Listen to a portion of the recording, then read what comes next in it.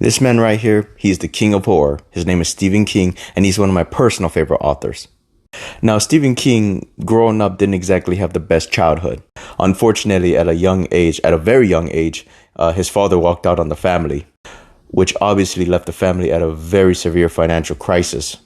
And of course, with such financial crisis, the mother had to work 2 jobs, and unfortunately, she couldn't always afford babysitters. But something good did come out of it. In order to keep themselves entertained with Stephen King and his brother, they would read to each other all day. They would also make sure to recite the stories they read to each other to their mother as proof that they read. And of course, soon after, Stephen King fell in love with writing, and he knew one day he was going to be an author. And as of course, time passes and he had to go to college. And even though he was working through college and trying to become a successful author, he met the love of his life, Tabitha Spruce, now Tabitha King. Now, don't get me wrong. Stephen King loves being a father. He wanted to be the father that his father never was to his family.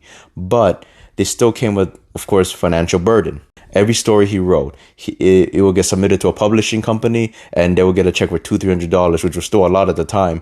But that money came in just at the right time for medical expenses, for the bills at their house.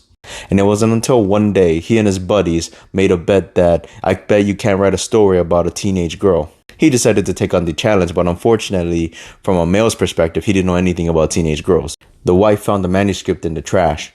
It was a fair amount of writing on it. It was about 4 pages and asked, "Hey, are you going to finish this?" And he said, "I don't know anything about teenage girls. I don't know what to do." But that's when the wife said to him and said, "I know, and I can help you." That book later became Carrie.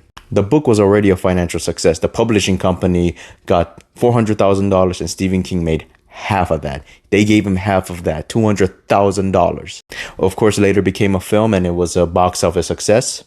Other books followed, such as Salem's Lot, and probably the book that cemented his legacy as a horror writer, The Shining. And he is arguably the most successful horror writer, or just writer in general. If you go to Barnes & Noble, you'll see a new Stephen King book every few months. And it's still on the New York Times best-selling list. I mean, you can't get any more successful than that, I don't think. So praise to the king of horror, and I have a lot of his books.